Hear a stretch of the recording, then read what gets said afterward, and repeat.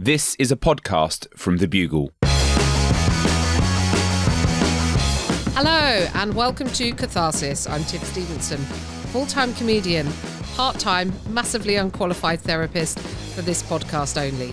Each week I talk to a guest about small things that bother them, pet peeves. We also dive into old wounds that maybe need healing and a topical gripe or two to see if we can provide some insight, but mainly some catharsis. You can sweat the small stuff with me. Now, before I introduce my guest, it is tradition for me to get out a little beef of my own. And I was thinking, because I was in Brighton the other day, and I went past a restaurant where I had, after a weekend of shows at the Comedia, I went with friends and had a very big fish platter in the daytime on a Sunday, like a brunch, a fish brunch, which was not the greatest of ideas. It had been quite a heavy weekend.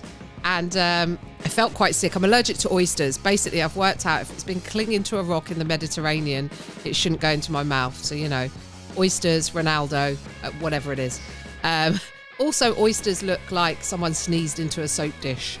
So they're not the most appealing things, but I tried and I got very sick and I was with my friend. So I need to give him credit here because he was driving us home, but he was with his girlfriend at the time who was and I can say this now, a complete fantasist. Made up the job, the place that she lived, and made up that she was sick. And I said, oh, actually, I feel quite nauseous. I think we're going to have to pull over. And she said, we can't. I'm really ill. So what happened was my friend passed me a carrier bag to be sick in. I was sat in the back. And of course, all carrier bags come with these pre-punched holes in them to stop kids suffocating with them. So effectively, all he'd done is give me some kind of sick sieve, which was then sort of getting wielded in the back of the car. And I was like, it's dripping out of the bag. And eventually he stopped. And then I just got out by Ace Cafe on the North Circular and was throwing up. And the thing that really struck me was as I was throwing up onto my flip-flops at the side of the road, a guy came past on a Harley Davidson and like whistled at me. A male friend told me that apparently I looked like I was a game girl up for a good time, you know, by puking on my flip-flops. Wow. And you can hear that's the voice of my guest responding to this story. I will get her take on it, but I'm joined this week, an absolute joy to be joined by comedian, podcaster, soon-to-be author, and my friend, Lou Sanders. Hello. Yes, author. Stick author in. Give me a little bit of oomph, you know. Yeah. Soon to be author. I am an author. I've written the thing. You've written the thing, yes. Yeah. Soon to be published. Designed the front cover. Haven't heard back. I think they like doing that sort of thing themselves. I said I got a few ideas. Sent them the front cover. I think they said I think we'll let the marketing team do that. Yeah, the man might have been whistling to cheer you up. Still got it, you know. Yeah. For the first section of the podcast, we like the guest to bring an old grudge along. So something that happened in the past, that maybe at work situation, school, friends, whatever it is, that you wish you'd have handled differently. I'm a terrible fit for this podcast because I believe in forgiveness, don't I? Moving on. Well, that's okay. Yeah, but grudges. So one Christmas a couple of years ago, I was handing round hors d'oeuvres and I thought one of them was vegetarian and it wasn't. It had these tiny little pieces of Parma ham in, and my sister-in-law ate it and then was like, fuck, you know, that's got meat in, and she cried and I felt so bad and I'm so sorry. I'm so sorry. I felt so bad because it's horrible when you eat meat, and she's been vegetarian forever. And then she said, right, now you have to eat one as well with the meat in. Because I'm vegan. And I was like, I don't know if that'll help it. I don't know if that'll make it better. Well, that suggests, okay, so let's unpack it, because I'm doing the therapist thing. Neither of us were right in that situation, but mine at least was a mistake. Yours was a mistake. And then I feel like punishing someone by making them do the same thing for a genuine mistake is incredibly unfair. It's batshit crazy, isn't it? Look at me, I'm like trying to be measured, and you're like, no, it's batshit. Batshit crazy. I love the girl. We all have a day off. Christmas is very stressful. You know, she's got a lot of good in her. But I do sometimes think about that and think, why did I have to eat the meat as well? You know what I mean? Like, yeah, it's weird. Maybe she's like layered upon herself that it's such a cardinal sin, and that if she's sinned, that somehow you need to be in the sinning too, I've so that she sinned, feels. baby. I'll show you the pictures, but I don't think that's going to help us. Well, actually, what's the interesting thing of like why? What's interesting to unpack here is why would you then doing it make her feel better? I guess because I've suffered as well and I know what it's like. So I get it. In a way, I can empathise with her. And Christmas, everyone goes nuts anyway. Yeah. You know, and it, like I was in her house, like handing out the hors d'oeuvres, which I thought was helpful. And I think she thought I was on her territory and little things like that. You don't know what people are thinking. And that, you know, it's like aggravating them when you're trying to help. And people go bonkers, don't they? I was in charge of hors d'oeuvres. That was my one big job. And I absolutely effed it. But I did go and get some lovely hors d'oeuvres. The vegetarian ones were lovely. She should have got her chops around one of them. Also, don't believe me when I tell you that one's vegetarian. Have a look yourself. I can't be trusted. Yeah. So what did it have? Parma ham on it? I think Parma ham's quite obvious. Yeah. Well, let's blame her. No, but she did ask. She did. To be fair to her, she did ask twice if it was. But loads is going on. Everyone's shouting at you. Yeah. You're like, I suppose the other thing you can do in that scenario is advocate for yourself. And when she was like, you've got to eat one as well, and everyone's upset and crying, you just go, no, I'm not going to do that. Well, I'm sorry that it happened and it was an accident, but I'm not going to do that. Do you know what I did? After I sort of had a little cry in the bathroom, I picked off the Parma ham from the thing and then said, look, I'll eat it, because she wouldn't give up. And I picked off the Parma ham unbeknownst to her, and then I shoved it in my gob in front of her, and she thought, all right, we're even. Yes. Yeah. Yeah. But that's, you know, I've let go of it. I have let go, but we need to talk about something, I suppose. No, it's very interesting because obviously, like she's vegetarian and you're vegan. Yeah, but so I do cheat on veganism a bit, not ever with meat. Like meat is disgusting. You cheat on it with now and again. Like I'll have a bit of cheese or like a milk chocolate at the end of them if it's like, you know, if it's there. Yeah, but I try an egg. Not to. Oh no, rank. But I've probably had if I think about it, it grosses me out. But like if I'm really hungry and there's a really nice cake with a bit of egg in, sometimes I'll just have it anyway. But then afterwards, I feel the egg so is sad. Quite far removed, I suppose, from the process. It's not like if you're having a boiled or a poached egg. Oh yeah, no. Thanks. You know, that's a different. But then I can still taste it, and it makes me feel yuck, and I feel bad after. So I don't think it's ideal. But it's, you know, you do what you can when you can. You know, I'm not like some people are so ethical about it. Right. I'm a bit like, let me try that sometimes. Yeah, let me try that. And also, you seem to be quite relaxed around other people, like having meat when they don't want it. Yeah. No, but I mean, like if you weren't like, oh, you can't have meat. I've never seen you be like, don't eat. No, I wouldn't have a burger if it was cooked on the same, like a veggie burger if it's cooked on the same. But then I was fed meat at Burger King and it was disgusting. I said like 4 or 5 times to him, are you sure this is vegan? And he was like, yeah. They just make it taste like the meat. And I was like, are you sure? And I was eating it. I went out for the 4th time. I went, are you sure this is vegan? And then this other guy comes up and goes, it's probably not, because I think he's given me yours and yours mine. So you've got R1. So I had a meat burger and I'd had like 4 bites. Oh, no. And then I was retching up. But in front of the guy, so he knew, because he didn't care. He wasn't crying in the toilet. He didn't care. So I was retching in front of him and I thought, I don't really care that I'm do you know what I mean? Like, no, I feel like I think that's a valid response of kind of going, I have this, I can't eat, I don't want to eat it and I can't eat it. The thought of the flesh in the teeth. And I said to the guy was really nice who saw me then yakking up, and I had his burger and his son had mine, because I was like, I don't think the guy gets it, but it's so horrible. Like I haven't eaten meat for years, like, you know, 30 years or something. And I was like, it's so gross to have the flesh in your mouth. And he's like, these things, he's like, there's no meat in these things, don't worry about it.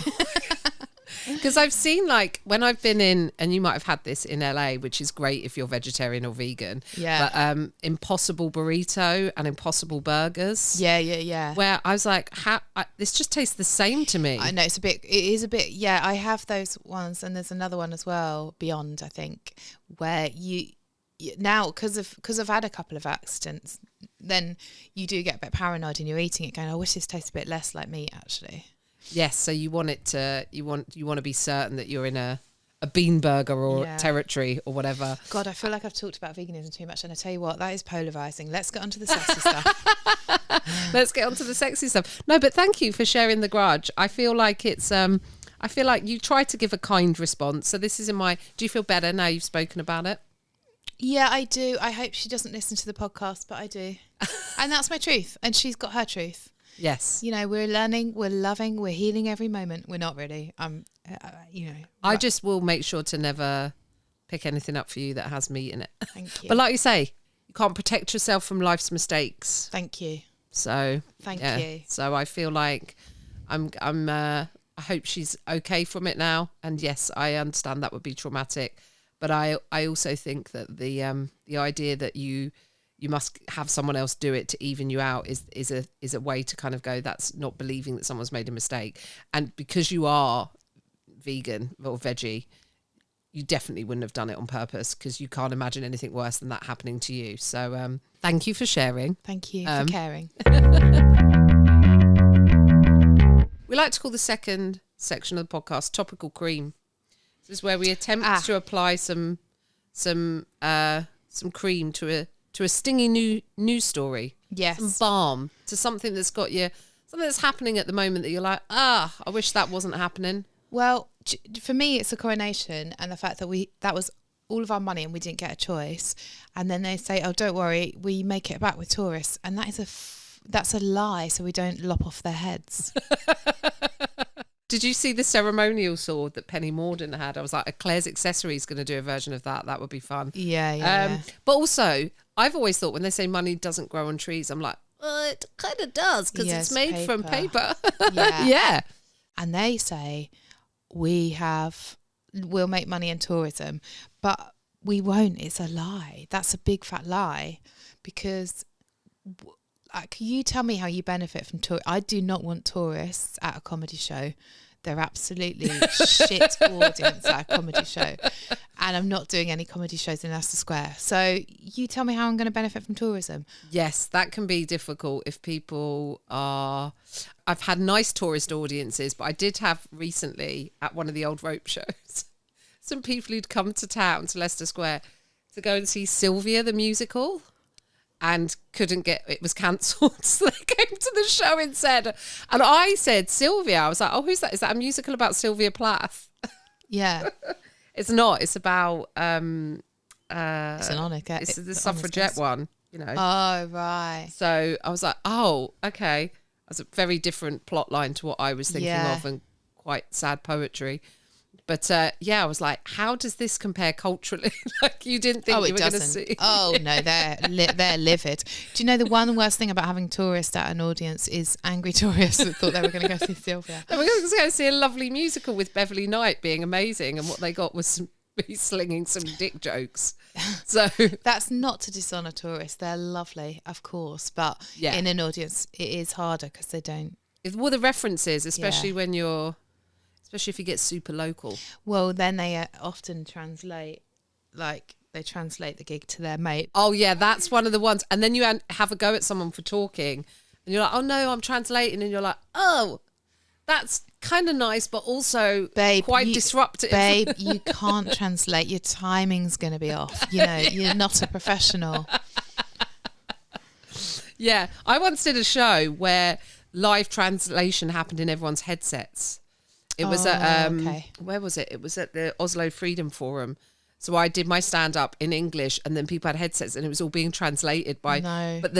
But then, like, so I'd get a laugh in the room from all the English speakers. Yeah. And then there would be, like, a little beat, and then, like, some other laughs. Oh, no. As they're translating it. It's a very weird experience. I'm not sure... In Oslo, surely everyone speaks English, like... No, but they come from around the world, because it's like fair enough. it's a forum, so people had travelled from all around the world, so there was... And also, God bless everyone. I don't mean to be rude about tourists. We do obviously want them here, obviously.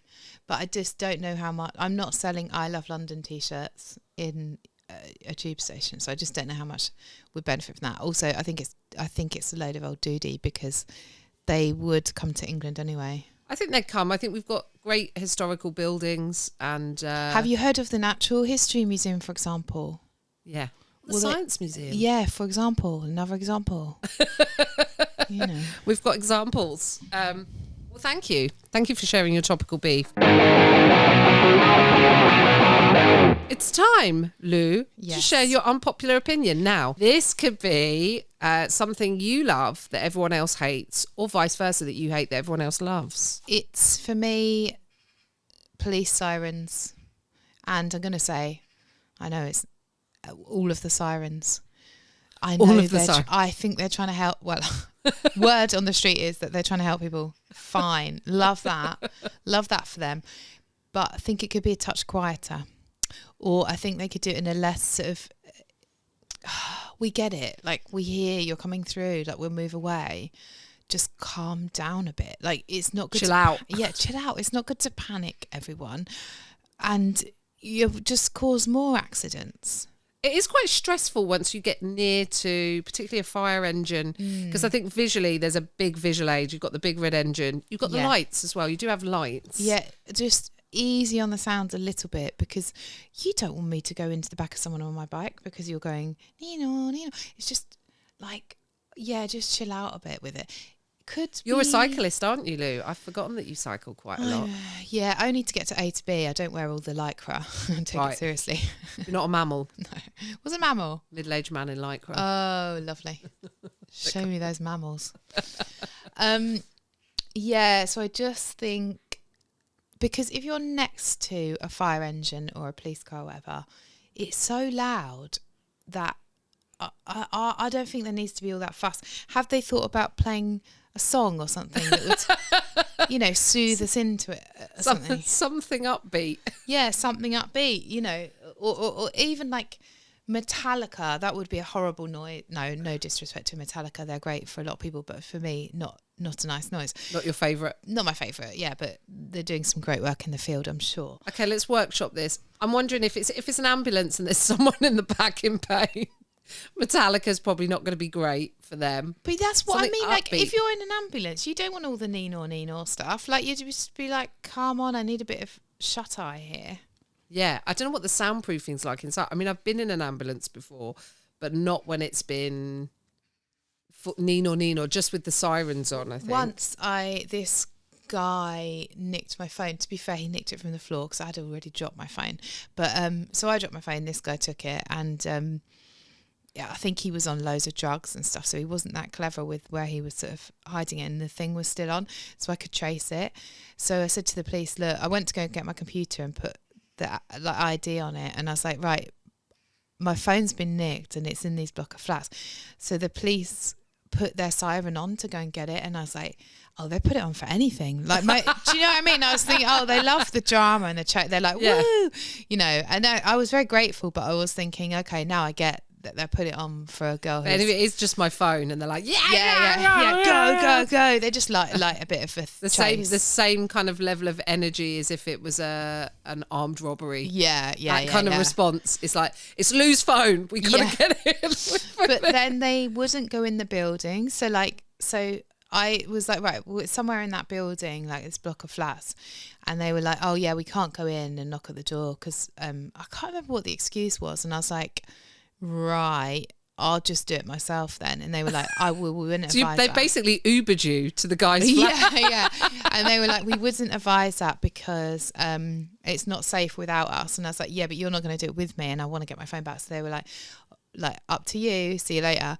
And then I think I had my friend's phone, and I was texting the guy, and I said, I'm with the police, unless you bring the phone out, they're going to arrest you. And he shat himself and was like, okay. And I said, if you want, you can just drop it in the shop.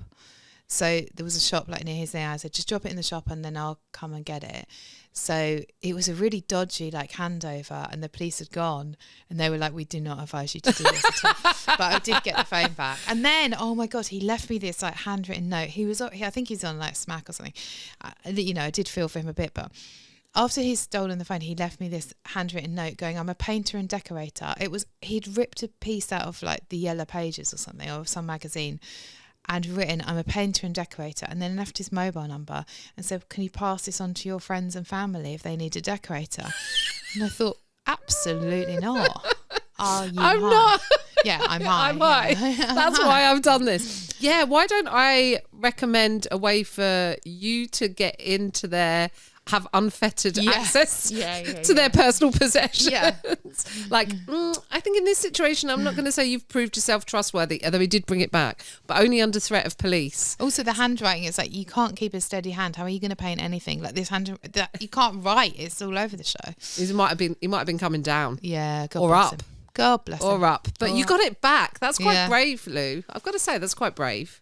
I'll do anything from my phone. It's one of those things where you, like, I have once had some money stolen out of. I remember years ago, and it was like devastating. I had all my rent in cash in my bag. I was in my 20s. It was really stupid. And I put it on the back of put my handbag on the back of a chair and met my friend for a coffee. Oh, no. Someone came along with a coat over their arm and then just like picked mine up and then carried it out underneath the coat. Clever. So I didn't notice. So it was like, at the time it was devastating, because I was like, it was not when I was like making loads of money. And then I tried to sort of go, well, maybe they needed it more than me. Yeah, and maybe, yeah. you know, like, but it was a real lesson in kind of like, oh shit, you know, I can't just like leave my stuff, like, you know. Imagine. But if I'd have had, I've been incredibly lucky. I was like 19 and I was at Universal Studios in Florida, and I lost my little wallet. I had a little patent wallet and I lost it, and I was queuing for a ride, and I realised when I was in the queue that I'd lost it. Not near the front of the queue. I was near the front, and I was like, oh God, I got to go. And then someone had handed it in, and it was really sweet because I'd left it in the toilets, I think. And I think they'd obviously looked in it and seen that it had dollars, but like English money as well, and gone, oh, this poor person's on holiday. It might be all the money they handed it in with everything in it.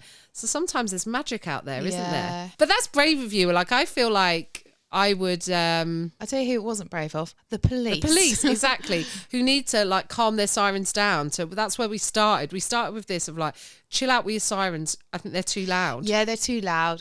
Like, we get it. Like, you're moving through. You need a bit of space. You got a little thing to get to. We get it. But just tone it down a bit, because it deafens you as it goes past. How do you feel about the ones where they don't have a siren and then all of a sudden an arm comes out the window and they pop one on top of the car? Oh, I They're like an that. undercover. That's quite sexy, I like isn't it? that. That's a bit sexy. It's like, it just goes to show you can transform yourself. You know, I love that. Colour me beautiful, but for like, it's a makeover. And I for a always car. look at the car and think, if you was a criminal in the area, you'd take down that registration, wouldn't you? Because they must have like all different ones, but they must change it about a bit. But I think it's funny the car they use as well, because it's like a bit of psychology goes into selecting that. Yeah.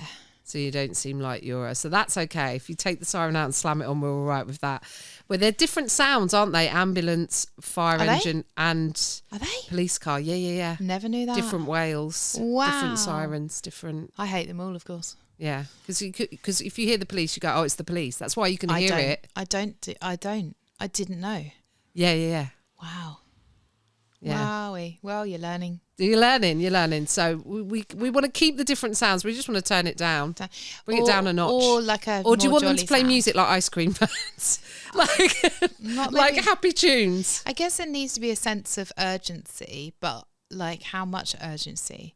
But also, we're learning all the time, because now burglars as well, thieves, can learn, take a coat with you, swipe the bag under the coat. Yeah, I'm really teaching a lot on this podcast. I should have thought about that a bit more carefully, Lou. Yes, you're correct. We're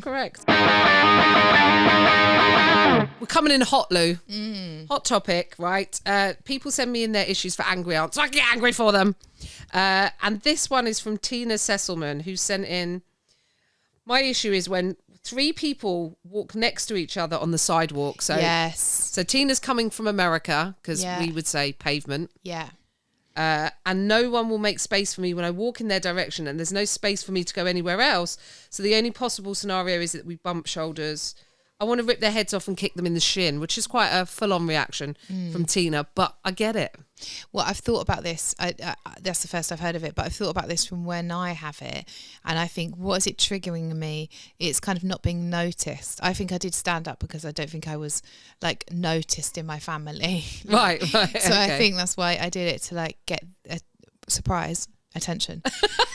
And I think like the reason it is a primal sort of annoyance, anger, is because these people are just not seeing you or not like making room for you. So I think it goes deeper. That's well, right. So I think Tina, it could be deeper. Here's what I've noticed. I do think there's a male-female split on this. I think we are socialised. And this is not a bad thing to make, because I kind of wish I'd been socialised that way. But women are a bit more socialised to kind of move and make space and go, there are other people. Whereas men are like, you're in the world and you're dominant and you can. And I kind of almost wish that I'd have had that to like, I'm going to take up space. I'm going to take up as much space as I want to take. So I noticed during the pandemic when we were trying to distance that I'd sometimes end up just like walking in the road because a guy wasn't moving out the way. So I was like, I'm going to go head to head and see who moves. And it was always me. Oh, like, really? You know, like, yeah, so we'd go towards each other. But I do think it is not being seen.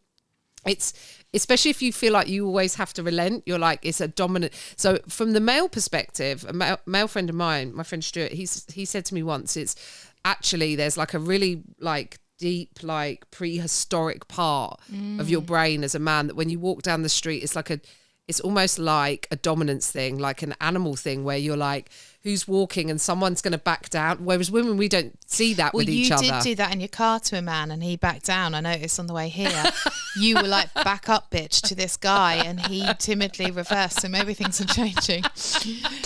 I'm doing it for the women, Lou.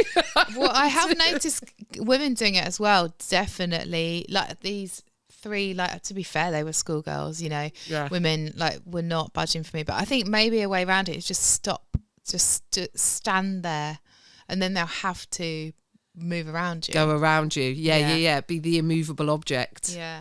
I am the immovable object. And also it's nice to act with compassion. We don't want to be like, it's capitalism versus like, I don't know, we can move like water, you know, rather than just be like socialism. Bullish, you know. Yeah. We can. And it's and I do think it is quite nice to kind of go make way, and then someone smiles and nods, and you could get yourself, here's the other thing that can happen, you can get yourself into your head about so much of this and then start getting into these weird rules. And I always have to remind myself that other people don't think the way I think, and the same rules don't apply to them. So if I pull over in my car for someone and they don't say thanks, I am a bit like, you could have said thanks. But then like there's micro versions of that are like, someone holds up a hand, someone does a finger, and you're like, oh, a finger, is it a finger, is it that I'm getting, you know?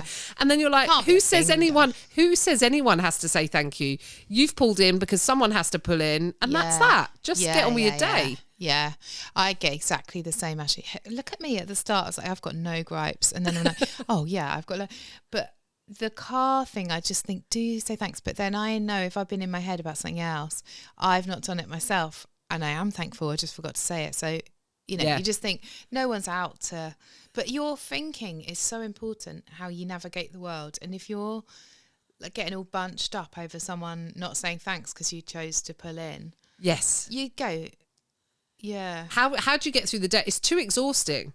It's too exhausting to let that get, what is it they say, the don't sweat the small stuff, which is, you know, it's very, we've been quite cathartic today, but the not sweating the small stuff, you go, in the grand scheme of things, does it matter that someone I'm never going to see again, I just pulled in for, or that I moved from, like on the street, you're walking along the street, you've moved out the way for someone, they didn't nod or acknowledge you or smile. They're in their own heads a lot They're in their own head. You're in your head. But I have beeped cars. If they don't say thanks and I've made a big effort to pull over, I've sometimes beeped them and then said thank you for them. And then I think, grow up. It is that's cathartic though. Sometimes in the moment you're like, or sometimes you're, I'll just go fuck myself, shall I? It's like, move on with your day. But yes, they're walking down a street. Who gives way? Because we're not in our car. We're humans. We're in life. So we should try and give way. If both people try and give way, then usually though, there's a kind of common like sort of move, like, you know, where it's a bit on both sides, isn't there? That's quite nice. Sharing. If it's an older person, sure, I'll do a bit more of the legwork. You know, if it's a young person, go fuck yourself. You know? Well, I think young groups of kids sometimes, but it's just an unawareness, because I remember being that age and going, we're sprawling all out and not even thinking they've got fidget spinners to do and magazines to flick through. They're out on the streets with their magazines and their fidget spinners. They are. They've got table football to think about and cards to collect. Well, thank you for that, Tina Sesselman. Yes, Angry Aunt agrees. I think it's bad. And also we don't like the physical contact, the bumping shoulders, because that feels like it moves into an aggression. So that's why the next thing you have to do is you go, well, I have to move then so that this doesn't happen, so that we don't shoulder charge each other. Well, maybe sort of go chest to chest and make it an event. Go tit to tit. Yeah, go tit to tit and make a new friend. That's my advice. Thank you for sharing your Angry Aunt, Tina. Lou, before we wrap this up, tell us what you got coming up, Lou. What have you got to plug? Oh, I don't believe in plugging things. But having said that, my book is probably, you can probably pre-order it by the time this comes out. Maybe. It's called What's That Lady Doing? Sobriety, Massages and Other Happy Endings. And yeah, I reckon you can pre-order it. If not, have a think about pre-ordering it and then pre-order it. Just think about Lou's book in your head. Yeah. Imagine it. Don't stop thinking about it, basically. Hold on to it. I like the title. Yeah. Great title. And Lou's very funny, so her book will be funny. So, yes, if you can't pre-order it, look out for it in the bookshop when it comes out. Yeah. Also, do you have live shows coming up? Oh, yeah. But on my podcast, Cuddle Club, which you've been on as well. Yes. That's it, really. I do Taskmaster the People's podcast, but that's very niche. Does depend if you love Taskmaster, because that's the second Taskmaster podcast. You can't have enough these days. Thanks for having me. Oh, you are so welcome. And I'm sure you can follow Lou on all the social medias, on Instagram and Twitter, all that business as well, because she's funny on Twitter. I do see funny tweets from you on there. You do, don't you? Thanks for joining us. See you next time. Bye. You can listen to other programmes from The Bugle, including The Bugle, Catharsis, Tiny Revolutions, Top Stories and The Gargle, wherever you find your podcasts.